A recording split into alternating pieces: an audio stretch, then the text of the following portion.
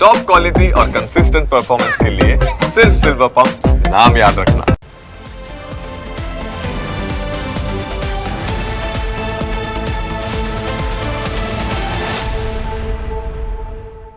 તો સૌથી પહેલા વાત કરીએ સુરતમાં માસૂમ બાળકના અપહરણ વિશે।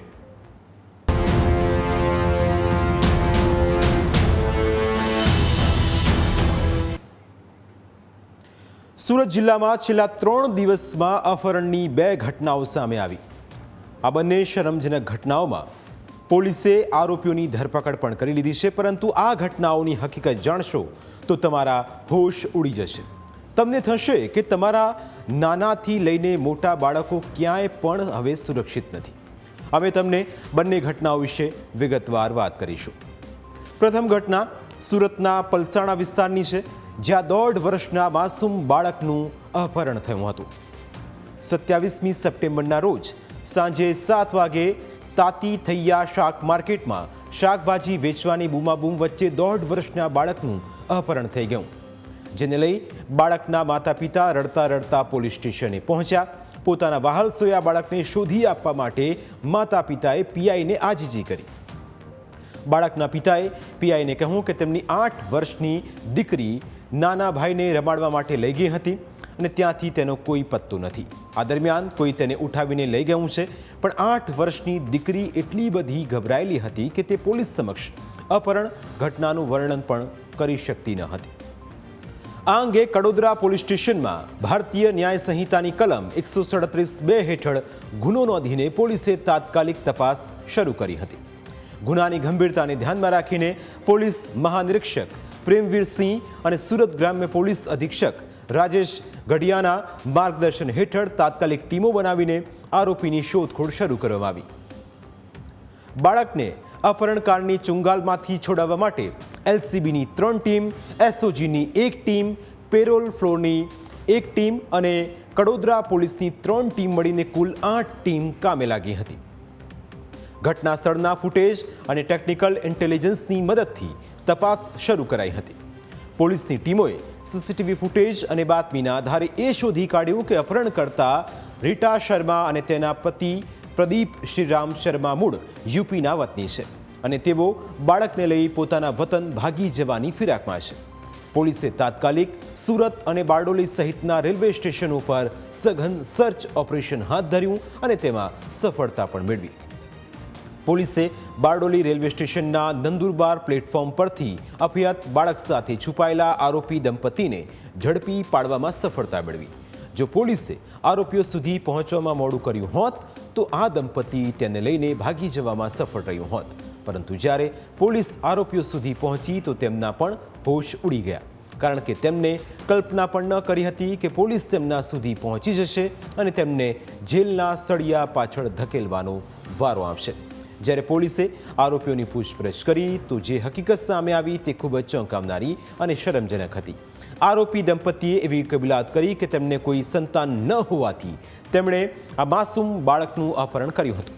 આરોપી દંપતી 15 વર્ષથી કડોદરા વિસ્તારમાં રહે છે અને ત્યાં એક ફેક્ટરીમાં નોકરી કરે છે। એ લોકોને બાળક ન હતું, એટલે છેલ્લા 2 મહિનાથી તેઓ કોઈ નાના બાળકનું અપહરણ કરવાના ફિરાકમાં હતા। બીજી તરફ માસૂમ બાળકનો પરિવાર ફક્ત અઠવાડિયાથી જ ગુજરાતમાં આવેલો છે। તે કડોદરા વિસ્તારમાં મજૂરી કામ કરે છે। જ્યારે અપહરણ કરનાર દંપતી કડોદરાથી નીકળતા હતા ત્યારે એમણે 2 વખત આ બાળકને એની બેન સાથે રમતા જોયું અને ત્યારથી એમના ટાર્ગેટમાં આ બાળક હતું, પરંતુ પોલીસે આરોપીઓના મનસૂબા પર પાણી ફેરવીને બાળકને તેમની ચુંગાલમાંથી છોડાવ્યું અને અપહૃત બાળકને હેમખેમ તેના માતા પિતાના હાથમાં સોંપ્યું હતું। આ સમયે કડોદરા પોલીસ સ્ટેશનમાં ભાવુક દ્રશ્યો જોવા મળ્યા।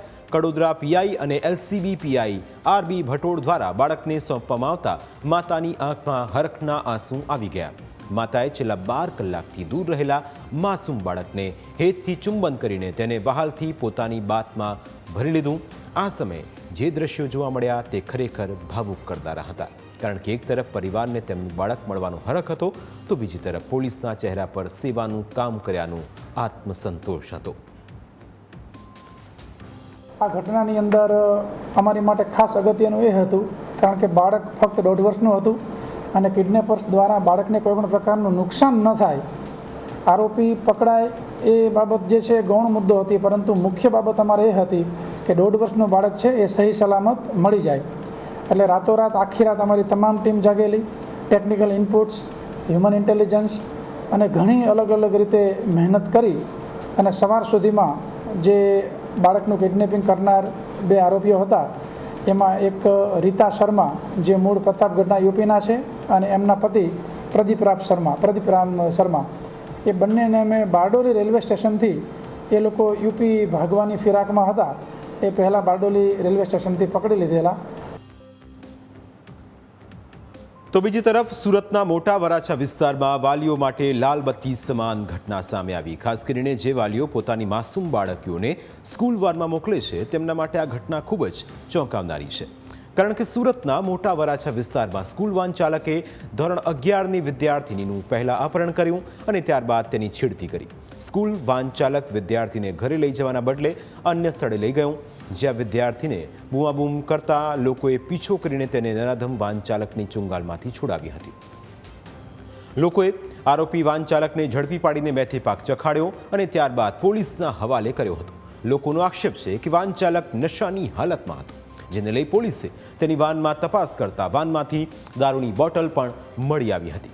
ઘટનાને લઈ પોલીસે નરાધમ આરોપીની ધરપકડ તો કરી લીધી છે, પરંતુ ઘટનાને લઈ વિદ્યાર્થીનીઓની સુરક્ષા પર ગંભીર પ્રશ્નો ઊભા થયા છે, જેને લઈને લોકોમાં પણ રોષ જોવા મળ્યો. તો આપણે સ્કૂલ થ્રુ જે વેન આવતી હોય એ જ રાખવાની, એટલે આપણે એટલું ટેક કેર રાખવું પડે કે આપણે કેવા માણસો સાથે મોકલીએ છીએ છોકરાઓને અને આપણે આપણા છોકરાઓને બી જાગૃત કરવા જોઈએ. આ જે વાનવાળા જે ડ્રાઈવરો છે તે એમના વાલી થયા, એ પોતાના બાળકોને લઈ જાય ને લાવે અને એ જ પોતાની છોકરીઓ સાથે આવું કરતા હોય ત્યારે બહુ ઘૃણાસ્પદ ગણાય અને એ લોકોને કડકમાં કડક સજા થવી જોઈએ. કારણ કે એ ડ્રાઈવરનું લાયસન્સ જ એકચ્યુઅલી કેન્સલ કરી દેવું જોઈએ અને વાન જપ્ત કરી લેવી જોઈએ. તો ફરીથી બીજા વાહનવાળાને પણ આના લીધે અસર થશે. વાહનવાળાઓએ પણ પોતાના સંગઠનમાં વાત કરવી જોઈએ કે કોઈ પણ વાહનવાળો આવું કરશે તો આખા જેટલા વાહનવાળા છે બાળકોને લઈ જાય લાવે છે એના ઉપર અસર થશે. સુરતમાં અપહરણની બંને ઘટનાઓમાં પોલીસે ગણતરીના કલાકોમાં જ આરોપીઓને ઝડપી પાડીને ખૂબ સરાહનીય કામગીરી કરી છે, પરંતુ આપણા સમાજની અંદર આવી ઘટનાઓ સામે આવે છે તે ખૂબ જ ચિંતાજનક બાબત છે. જો ધોળા દિવસે આ રીતે બાળકોના અપહરણ થાય અને છેડતી જેવી ઘટનાઓ બને તો લોકો કેવી રીતે પોતાને સુરક્ષિત અનુભવશે તે પણ એક સૌથી મોટો સવાલ છે. પ્રાઇમ 9માં સમય થયો છે બ્રેકનો. બ્રેક બાદ અન્ય મુદ્દા વિશે વાત.